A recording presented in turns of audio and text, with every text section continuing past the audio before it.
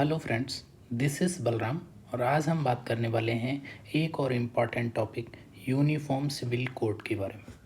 ठीक है, ये अभी न्यूज़ में था क्योंकि जो गुजरात गवर्नमेंट है उन्होंने क्या वहाँ पे चुनाव आ रहे हैं गुजरात में, तो उन्होंने एक चुनावी स्टंट के तौर पे इसके लिए एक कमेटी का गठन किया है जो उनकी शायद उनकी लास्ट कैबिनेट मीटिंग हो, तो उसमें उन्होंने क्या किया है, एक कमेटी जो है गठित की है। तो वो क्या करेगी कमेटी, इस यूनिफॉर्म सिविल कोड के बारे में वो करेगी कि इसको लागू कर सकते हैं या नहीं कर सकते हैं, या फिर इसके बारे में चर्चा करेगी। ठीक है, इसके बारे में एग्जामिन करेगी चीज़ों को। ठीक है, तो ये है न्यूज़। अब देखते हैं क्या हुआ है। तो जैसा हमें पता है ये आर्टिकल 44 के अंतर्गत आता है, जो कि हमारे DPSP जो पार्ट 4 है उसमें है, मतलब directive principles of state policy के अंतर्गत आता है। ठीक है, अब देखते हैं। तो आर्टिकल 44 क्या कहता है, ये डायरेक्ट करता है स्टेट को to secure all its citizen a uniform civil code throughout the country. इसका मतलब यूनिफॉर्म सिविल कोड की बात करता है। तो पहले हम देखते हैं कि यूनिफॉर्म सिविल कोड आखिर है क्या। यूनिफॉर्म सिविल कोड का मतलब है, जैसे कि जो हमारे यूनिफॉर्म सिविल कोड का मतलब है कि जो पर्सनल लॉज हैं जो सभी के अलग अलग, जैसे हिंदू मेंटेनेंस एक्ट है, हिंदू अडॉप्शन एक्ट है, और इस तरह के बहुत सारे हैं। जैसे शरीयत का लॉ है, तो मुस्लिमों में शरीयत लॉ लगता है। ठीक है, तो इस तरह के जो पर्सनल लॉ हैं जो अलग अलग हैं, जो स्क्रिप्चर्स, रिचुअल्स और डिफरेंट रिलीजन पे बेस्ड हैं, उनको एक यूनिफॉर्म लॉ जो सभी को लागू हो सके और मॉडर्न प्रिंसिपल्स पे बेस्ड हो, जैसे लिबर्टी हो गया, इक्वलिटी हो गया, जस्टिस हो गया, तो इन पे बेस्ड हो और वो सभी सिटीज़न को सेम तरीके से अप्लाई करे, ना कि किसी रिलीजन के बेसिस पे। तो उसे क्या कहेंगे हम लोग, यूनिफॉर्म सिविल कोड। चलो आगे देखते हैं। तो यूनिफॉर्म सिविल कोड हमें चाहिए क्यों। देखो, यूनिफॉर्म सिविल कोड से क्या क्या फ़ायदे हैं। तो पहली बात तो जो ये पर्सनल लॉज होते हैं, ये क्या है, इंडिया में एक रिलीजियस जो आइडेंटिटी है उसको प्रमोट करते हैं। तो इससे क्या होता है कि ये पर्सनल लॉ कम्युनलिज्म को कहीं ना कहीं प्रमोट करते हैं। दूसरा, ये सबसे इम्पॉर्टेंट चीज़ है कि ये किसके अगेंस्ट में, विमेन के अगेंस्ट में डिस्क्रिमिनेट करते हैं। किसके रिगार्डिंग, डिवोर्स, मैरिज, इनहेरिटेंस। ठीक है, तो इन सब चीज़ों के अगेंस्ट ये क्या करते हैं, ये डिस्क्रिमिनेट करते हैं विमेंस के अगेंस्ट में। ठीक है, make judicial process complete complex. ये जो ये पर्सनल लॉज हैं, ये क्या करते हैं, अलग अलग रिलीजन के लिए अलग अलग वो होंगे और फिर उनकी इंटरप्रिटेशन, तो ये काफ़ी कॉम्प्लेक्स करते हैं, जिससे क्या है, जस्टिस हमेशा डिले हो जाता है। ठीक है, तो delayed justice is in itself is a injustice. ठीक है, अब देखते हैं। Personal law led to thinking of minority versus majority. तो इसमें क्या होता है कि जो माइनॉरिटीज़ हैं, मेजॉरिटीज़ हैं, तो इस तरह की जो थिंकिंग है उसको प्रमोशन मिलता है। ठीक है, ना कि एक नेशन वाइड थिंकिंग से। अब इसको देखते हैं कि what are the benefit of implementing the UCC को। इम्प्लीमेंट करें तो कौन कौन से हमें फ़ायदे होंगे। पहला फ़ायदा तो सोशल जस्टिस, बिल्कुल वीमेंस को, चिल्ड्रंस को एम्पावरमेंट मिलेगा, बिल्कुल मिलेगा, क्योंकि उनके जो पैट्रियार्की में जो उनके जो राइट्स हैं वो कर्टेल किए गए हैं। तो अब देखते हैं, तो सेकुलरिज्म प्रमोट होगा, बिल्कुल होगा, क्योंकि जो रिलीजन बेस्ड जब लॉ नहीं होंगे तो रिलीजन को एक, ठीक है, क्या साइड लाइन कर देंगे हम लोग, रिलीजन के जो वो एस्पेक्ट हैं जिनको रिचुअल्स हैं और जो प्रमोट करने हैं। ठीक है, तो और इससे एक नेशनल इंटीग्रेशन होगा, बिल्कुल होगा, सही बात है। और एक पैट्रियार्की को एक बहुत बड़ा विलो मिलेगा। ठीक है, ये बिल्कुल सही है।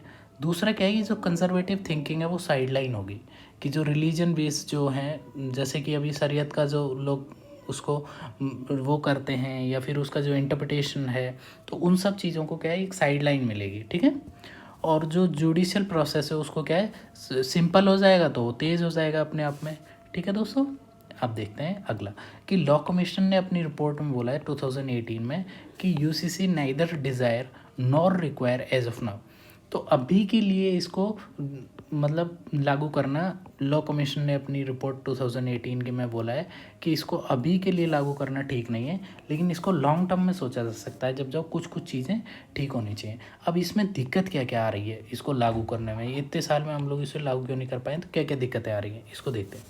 तो पहली जो प्रॉब्लम है वो तो ये है कि right to freedom of religion और राइट टू इक्वलिटी का क्या है, कन्फ्लिक्ट है। ठीक है, तो इसको देखते हैं। तो इस कन्फ्लिक्ट के बारे में अब हम एक केस देखते हैं। चलो, सुप्रीम कोर्ट ने शाहबानो केस जो है 1986 का, तो उसमें क्या था, उसमें शाहबानो ने क्लेम किया था मेंटेनेंस के लिए कौन से सेक्शन के अंतर्गत, सेक्शन 125 ऑफ सीआरपीसी। लेकिन इसमें क्या किया कि गवर्नमेंट ने तो उसको मेंटेनेंस के लिए क्या है, सुप्रीम कोर्ट ने ऑर्डर दे दिया कि इसको मेंटेनेंस मिलना चाहिए सेक्शन 125 सीआरपीसी के अंतर्गत। लेकिन इसमें गवर्नमेंट ने क्या किया, इसको ओवरटर्न कर दिया इस जजमेंट को। कैसे, एक एक्ट बना करके, कौन सा एक्ट था वो, Muslim women right to protection against divorce act.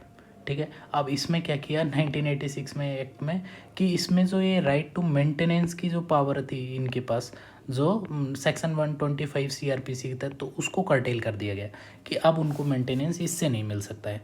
ठीक है, तो इन्होंने इसको ओवरटर्न कर दिया। अब इसमें दूसरा केस देखते हैं जो 2017 का है, 2017 का जो केस है, सायरा बानो केस, जो सिंपल उसको ट्रिपल तलाक केस के नाम से भी जानते हैं। तो इसमें क्या किया इन्होंने, ट्रिपल तलाक, जिसमें तलाक बिद्दत जो थी उसको अनकॉन्स्टिट्यूशनल रिकॉर्ड दे दिया।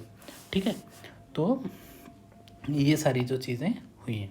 ठीक है, तो इसका मतलब इम्प्रूवमेंट की बहुत ज़रूरत है, सख्त ज़रूरत है।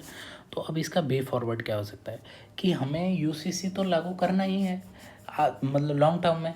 तो उसके लिए हमें तैयारी करनी चाहिए, और क्या क्या तैयारियां होंगी वो, कि हमें जो हारमनी है या जो टॉलरेंस है और इस तरह की जो चीज़ें हैं उनको हमें प्रमोट करना पड़ेगा, तभी हम इसको लागू कर पाएंगे।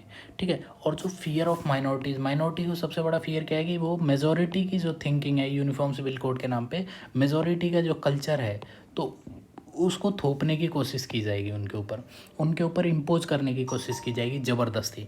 ठीक है, तो ये माइनॉरिटीज़ का फियर है। तो इसको क्या है कि है ना, सिर्फ है ना, कैसे दूर किया जा सकता है, इसको दूर करने के लिए सोशो इकोनॉमिक और जो पॉलिटिकल जो एम्पावरमेंट है उनका, जैसे कि उनको पॉलिटी में अच्छा पॉलिटिकली जो है उनको एम्पावर किया जाए, कि उनको कुछ रिजर्वेशन दिए जाएं, और उस तरह की जो चीज़ें इकोनॉमिक फील्ड में उनको कुछ बेनिफिट्स मिलें, या फिर उनके जो सबसे इम्पॉर्टेंट जो चीज़ है वो है कि वो चूँकि माइनॉरिटीज़ जो हैं जो सोशली वेल ऑफ नहीं है, मतलब उनका जो सोशल स्टेटस है उसको बढ़ाने की बात यहाँ पे हमें करनी चाहिए। ठीक है, तो इसके लिए हमें क्या करना चाहिए कि जो सोशल सेक्टर के जो एक्सपेंडिचर्स हैं, जो गवर्नमेंट एक्सपेंडिचर है उसको एक्सपेंड करना चाहिए, जैसे कि एजुकेशन हो सकता है, हेल्थ है, सैनिटेशन है।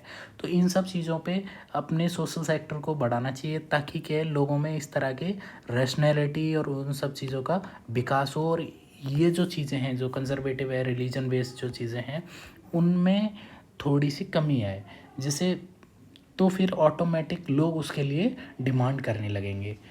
तो ये है दोस्तों आज का टॉपिक। Thank you.